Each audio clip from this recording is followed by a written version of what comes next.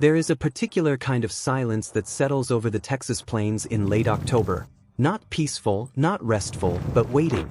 The kind of silence that holds its breath before the wind shifts, before the dust rises, before everything a person has spent a lifetime building gets tested by a single season. Millhaven, Texas. 1878. A town small enough that everyone knew your name. Large enough that everyone knew your business. And in that autumn, the driest in 11 years as local accounts suggest, two people arrived at the same crossroads from entirely different directions. One of them was trying to hold on. The other was trying to start over. Neither one of them expected what happened next. Stay with me. Because what she asked him, and what he did about it, is the kind of story they still talk about in towns like Millhaven, long after the dust has settled and the names on the deeds have changed. The Ashworth homestead sat 4 miles east of Millhaven's main road, on land that had been in the family since Clara's father-in-law drove the first fence post into cracked Texas soil back in 1851. By the autumn of 1878, the fence posts were still standing. So was the house. But barely everything else. Clara Ashworth was 34 years old, and she had the kind of stillness that people sometimes mistake for coldness. The stillness of a woman who had cried everything out and chosen, deliberately, not to let anyone see what remained. Her husband, Thomas, had died of fever the previous March. 6 months gone, and already the vultures were circling, not the kind that soared above the creek bed, but the kind that wore vests and carried surveyors' rods and spoke in careful, polite sentences about fair market value and difficult circumstances. She had 312 acres, a small herd of cattle, thinned by the dry summer, 2 ranch hands who'd quit in August when the pay fell short, and a 7-year-old son named Will, who asked every morning whether his father was coming back, and every morning Clara said the same thing, "Not today, sweetheart. But the land is still ours." That part, at least, she meant to keep true. What people in Millhaven saw when they looked at Clara Ashworth was a widow with too much land and not enough sense to sell it. What they did not see, what she did not show them, was the ledger she kept by lamplight every night, balancing numbers that refused to cooperate. What they did not see was the letter from Gerald Holt's attorney, folded and refolded until the creases were soft as cloth, sitting at the bottom of her sewing basket where Will would never find it. Gerald Holt owned the 3 ranches north of hers. He wanted the water. Her land ran along Caldwell Creek, the only reliable water source within 6 miles during dry season. In a year like this one, that made her property worth twice what it had been in March, and made her twice as vulnerable. She knew it. She just didn't know yet what to do about it. On a Tuesday morning in early October, Clara was mending a section of fence along the south pasture when she heard wheels on the road. She didn't look up immediately. Men came by with offers every few weeks now. She had learned to let them state their business before she responded, because the pause, that long, deliberate pause, unsettled them in a way that helped her. But this was not Gerald Holt's buggy. This was a wagon. A worn one with a bay mare that had seen better decades, and 2 people on the bench, a man with a hat pulled low against the morning sun, and a small girl sitting straight-backed beside him, holding a cloth doll with the gravity of someone carrying something precious. Clara straightened, set down her fencing pliers. The wagon slowed. The man lifted his hat. "Ma'am," he said, "I heard you might be needing hands." She looked at him, really looked, the way a woman looks at a stranger when she's learned not to trust her first impression because her first impressions had cost her before. "Who told you that?" she asked. He met her eyes without flinching. "Sign at the feed store. 3 weeks ago." She had taken that sign down 2 weeks ago, when she decided she couldn't afford to hire anyone. She said nothing about that yet. "And the girl?" Clara asked. "My daughter," he said. "Nora. She goes where I go." Clara looked at the child. Nora looked back with the expression of someone accustomed to being evaluated by strangers and waiting to see which kind they turned out to be. "What's your name?" Clara asked the man. "Eli Pruett." She knew that name, or thought she did. She wasn't sure yet if that was a problem. She picked up her pliers. "Come back tomorrow," she said. "Before noon." She didn't watch the wagon leave, but she listened until she couldn't hear the wheels anymore. By the time Eli Pruett came back the next morning, 10 minutes before noon, which told her something. Clara had asked 3 people about him. The results were, as she expected, contradictory. The feed store clerk said Eli had paid his tab in full and hadn't made trouble. The deputy, a cautious man named Briggs, said Eli had come from Abilene under what he called complicated circumstances, which in Millhaven was the polished way of saying something had gone wrong somewhere. Mrs. Farrow at the general store pressed her lips together and said she didn't think it was her place to say, which meant she had plenty to say and was saving it.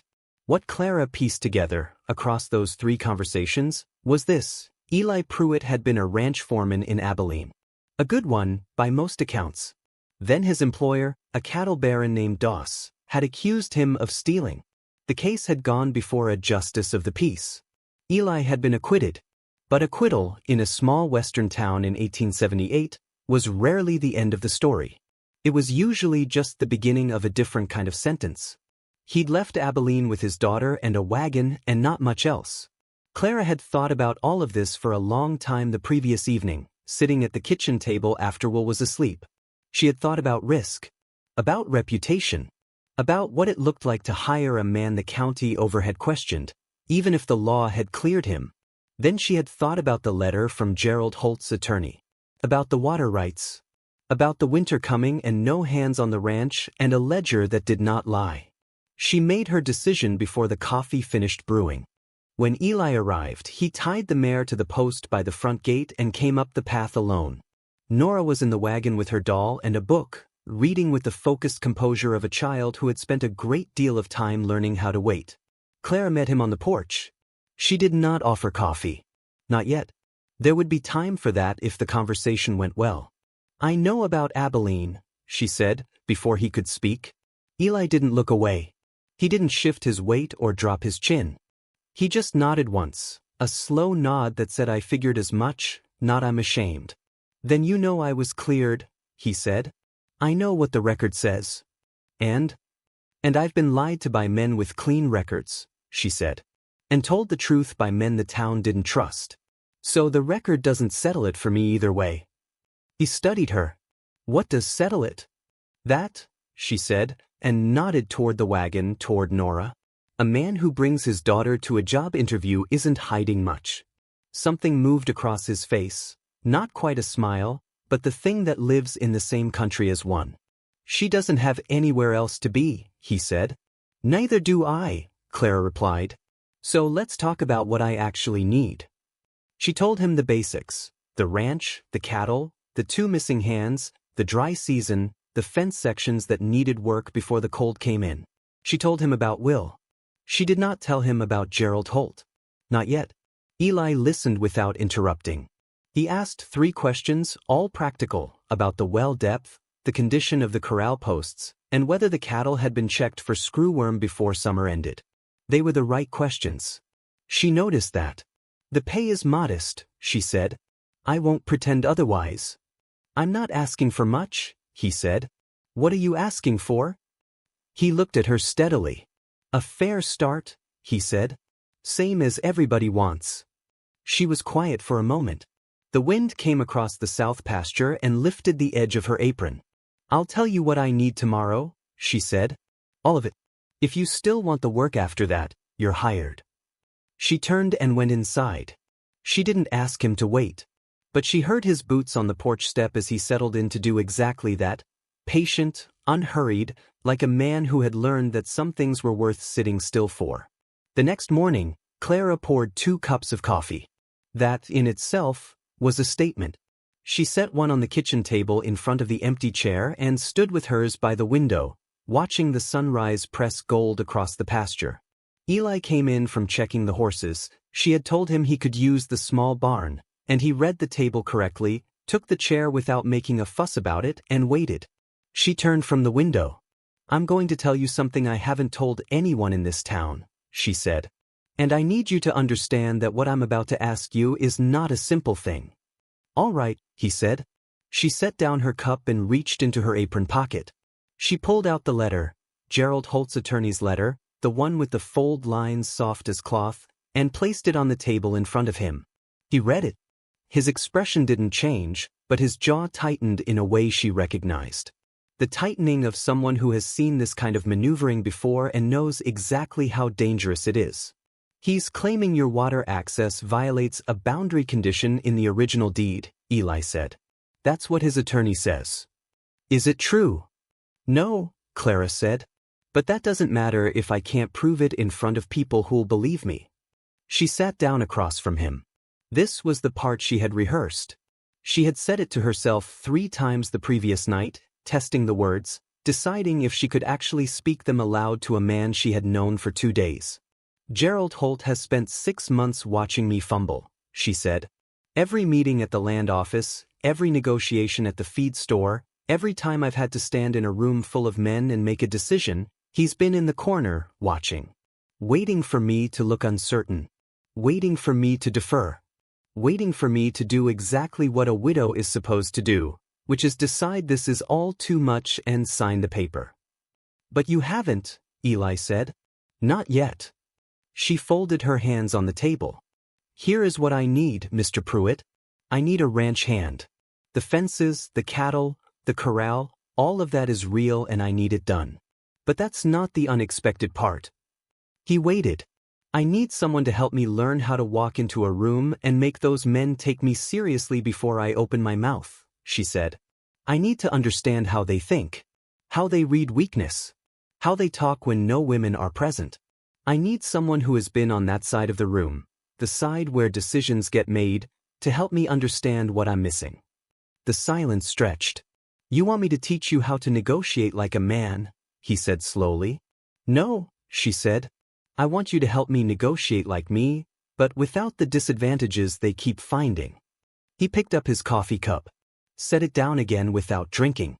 Mrs. Ashworth, he said, I left Abilene because a powerful man decided I was easier to destroy than to deal with honestly.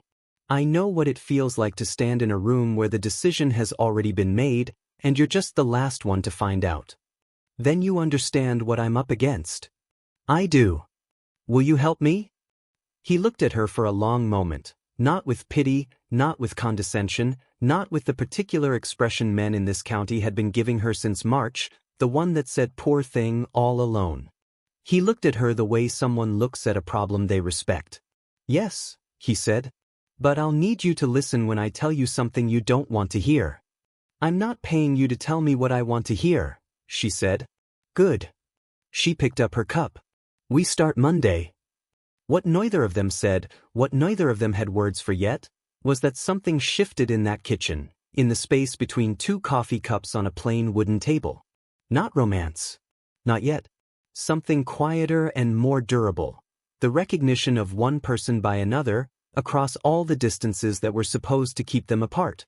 Nora, eating biscuits in the next room, heard none of it. But Will, standing in the hallway with his boots in his hand, heard everything. He didn't fully understand it. He just knew, in the way children know things before adults admit them, that something was about to change. He put his boots on and went outside to introduce himself to the man's horse. Word traveled fast in Millhaven. It always did. By the end of Eli's first week on the Ashworth property, half the town knew Clara had hired a man from Abilene with a clouded past.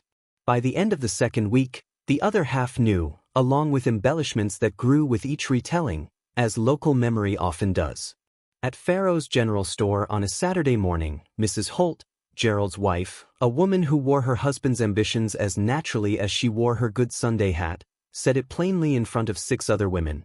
Clara Ashworth is going to ruin whatever's left of that ranch by trusting the wrong kind of man. Some women never learn when to ask for proper help. The phrase proper help did a great deal of work in Millhaven that autumn. It meant a respectable man. A local man. Preferably one who came with an offer to buy the land attached. The subtext was understood by everyone in that store, and not a single woman there corrected it. Clara heard about the comment by Tuesday. She heard it from the blacksmith's wife, who delivered it with the apologetic speed of someone who felt obligated to pass along cruelty under the guise of friendship. Clara thanked her and went back to checking the cattle ledger. But the comment had done what comments like that are designed to do. It planted a seed of doubt, not in Clara, but in the people around her. 3 families who had been cautiously friendly since Thomas's death now became cautiously distant. The deputy, Briggs, started making reasons to ride past the property with more frequency than necessary, which was his version of surveillance made polite. And Gerald Holt moved. Not dramatically. Gerald Holt was not a dramatic man. He was a methodical one. His attorney filed a formal challenge to the water access rights at the county land office, citing a boundary ambiguity in the 1861 deed that, Holt claimed, placed Caldwell Creek's primary fork just outside the Ashworth property line. It was, to anyone who had actually read the original survey, a thin argument. But thin arguments, filed by men with resources, have a way of becoming substantial ones through sheer persistence and legal cost. The hearing was set for December 3rd, 6 weeks away. Clara brought the hearing notice to Eli on a Wednesday evening.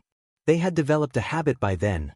After supper, after Will was in bed, she would go over the week's decisions with him, the land office correspondence, the cattle counts, the interactions she'd had in town, and he would tell her, plainly and without softening, what he thought she'd handled well and what she should do differently. It had started awkwardly. She was not accustomed to being evaluated. He was not accustomed to being asked. But they had worked through the awkwardness the way people who are fundamentally honest often do, by cutting through it. Holt wants a settlement meeting before December, she told him. His attorney sent a note. He's offering to buy the property at a price he's calling generous. What's the price? She told him. That's not generous, Eli said. That's what the land is worth without the water. He's pricing you out of the water before the hearing has even decided whether you have it. I know. Don't go to the settlement meeting, he said. If I don't go, it looks like I'm hiding. If you do go alone, it looks like you're desperate. He paused. Go. But don't go alone. And don't answer anything the day of. Tell them you'll respond in writing within the week. They'll say I'm stalling. Let them, he said. Stalling costs him money too. He's paying an attorney by the hour. You're not. Clara looked at him. How do you know all this? Because Doss did it to me, he said quietly. The same playbook. He filed something he knew was wrong, made it cost me to fight it, and waited to see if I'd fold before the hearing. Did you?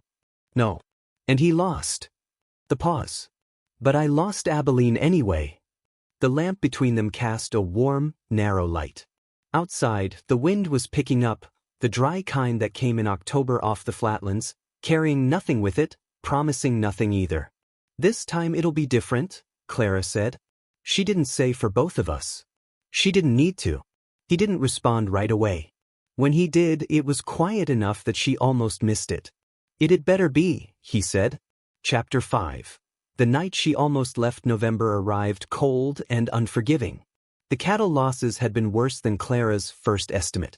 A late survey of the herd, conducted by Eli on foot across 3 days, because the terrain made it impossible to do it faster without missing strays, put the final count at 41 head fewer than the spring tally. Some had wandered during the dry season. Some had simply not survived it. The numbers on the ledger went from difficult to harrowing. And then, on a Thursday night in the second week of November, Clara found the second letter. Not from Holt's attorney this time. From the county bank. It was written in the careful, regretful language that banks use when they want you to understand that your feelings on the matter are noted but irrelevant.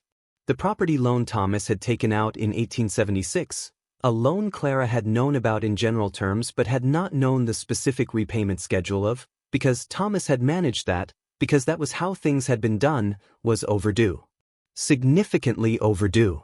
The bank was prepared to begin foreclosure proceedings if the outstanding amount was not addressed within 90 days. Clara sat at the kitchen table with that letter for a very long time.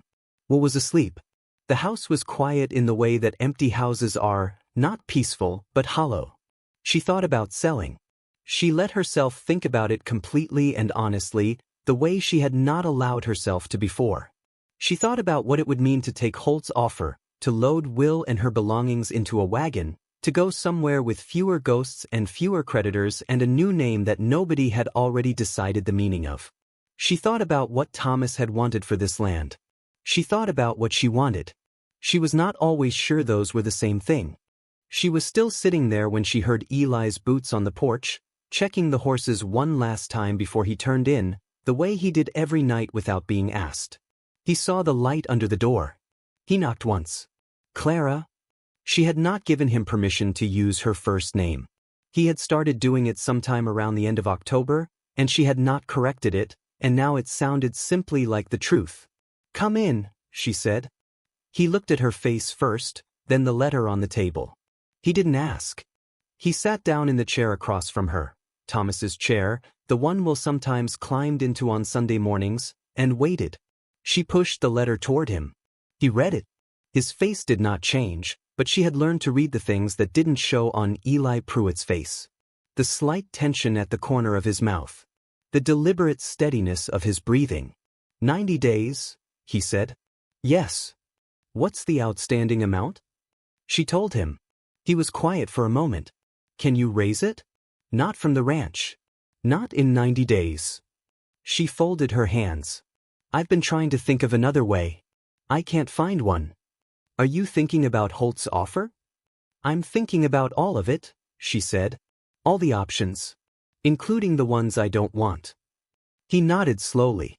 She had expected him to say something practical, which he usually did, and which she had come to rely on. Instead, he said, You know what the worst part of what happened in Abilene was? It wasn't losing the job. It wasn't the trial. It was the night I almost convinced myself that letting Doss win was the practical choice.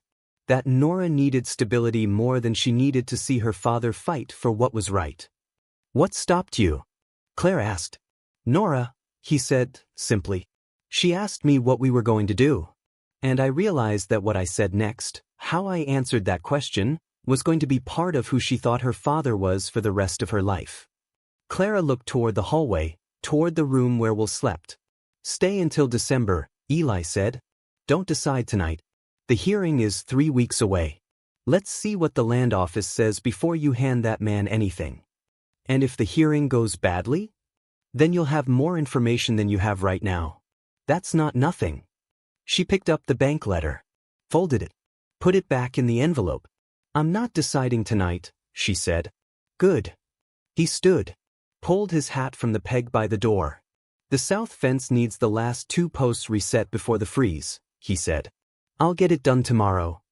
She almost laughed, the small, sharp laugh of someone who has been crying on the inside and finds the ordinary unexpectedly kind. All right, she said. He left. The house was still quiet, but it felt different now. Less hollow. Not fixed, nothing was fixed. But not hollow. Stay with me. Because what Eli Pruett does in 3 weeks' time is the thing nobody in Millhaven predicted. And it changes everything. The hearing at the Millhaven land office was scheduled for 10 in the morning on December 3rd. Clara arrived at 9:45. She wore her Goodwill coat and Thomas's old surveying map, rolled and tied with a leather cord, under her arm. She had spent the last 3 weeks doing exactly what Eli had guided her through, pulling the original deed, locating the 1861 survey markers, writing to the county seat for the original boundary notation, and compiling everything into an ordered file that told one clear story: the water had always been hers. Eli had helped her practice presenting it. Not the words, exactly, those were hers, but the pace. The pauses. The places where she was likely to rush because she was nervous, and the places where a slower sentence would do more damage to the other side's argument than a fast one. She walked into the land office alone, as they had agreed. Eli waited outside with Nora and Will, who had been allowed to come on the understanding that they would sit quietly and not throw rocks at the water trough. Will had agreed to this condition with the particular dignity of a 7-year-old undertaking a solemn oath. Inside, Gerald Holt was already seated. He was a large man with the ruddy confidence of someone who had never doubted that rooms would arrange themselves around him. His attorney, a man named Clavel who had come from San Antonio, sat beside him with a leather briefcase that spoke, silently but clearly, of expense. The land commissioner, Mr. Oates, opened the proceeding. For 30 minutes, Clavel presented the challenge to the water rights with the polished efficiency of a man who had done this many times. He cited the ambiguous phrasing in the 1861 deed. He produced a recent survey, commissioned by Holt, that showed the boundary as Holt claimed it to be. Then it was Clara's turn. She stood. She placed the rolled survey map on the table and unrolled it slowly. She identified, one by one, the original survey markers from 1861, cross-referencing them with the county seat's notation she had obtained.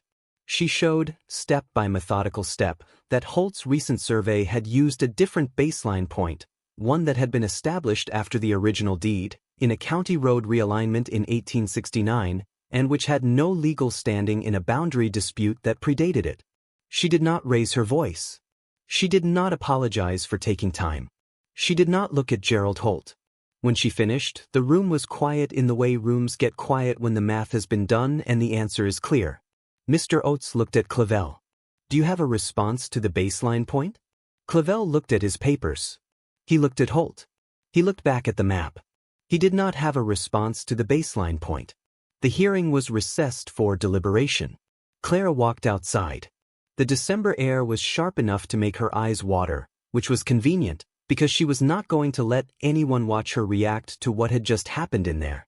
Eli was leaning against the post by the door. He looked at her face and understood. How'd it go? Nora asked.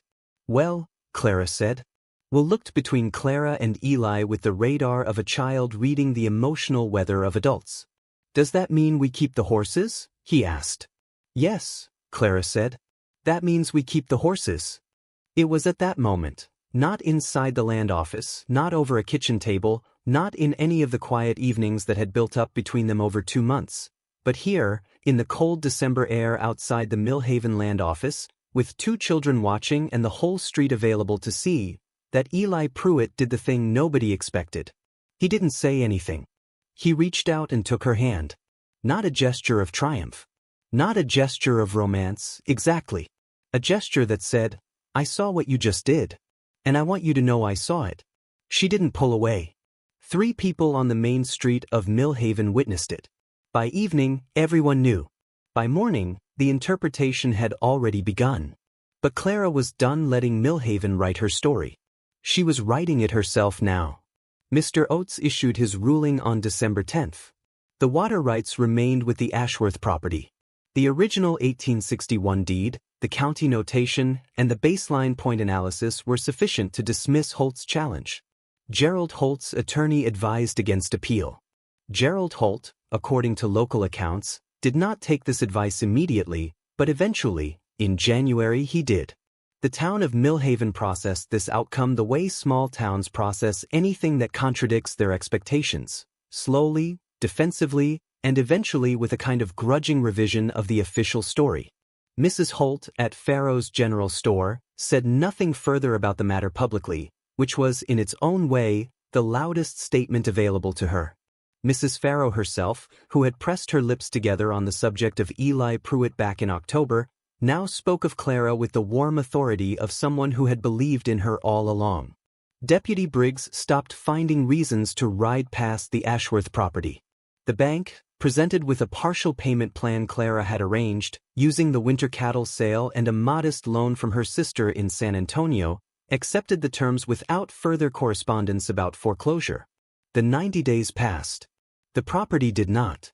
As for Eli Pruett, the town took longer to revise its opinion of him, because towns always take longer to revise opinions of men they have already filed away under a convenient label.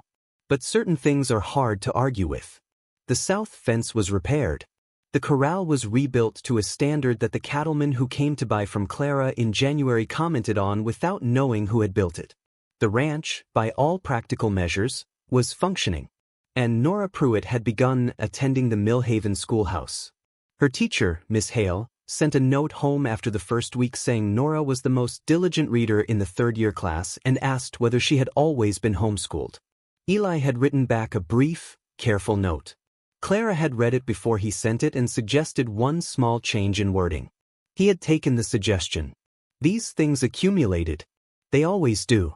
One evening in late January, Will asked Eli, with the directness that 7-year-olds reserve for questions adults find most uncomfortable, whether he was going to stay. Eli looked at the boy for a moment.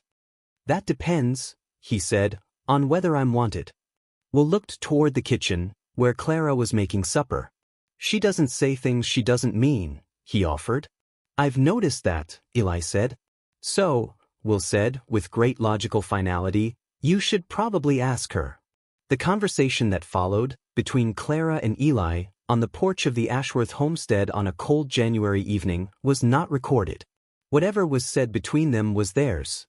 What followed from it was visible enough to the world. In the spring planting records, Eli Pruett's name appeared alongside Clara Ashworth's on the county agricultural register as a co-partner in the Ashworth Ranch operation. A small legal fact.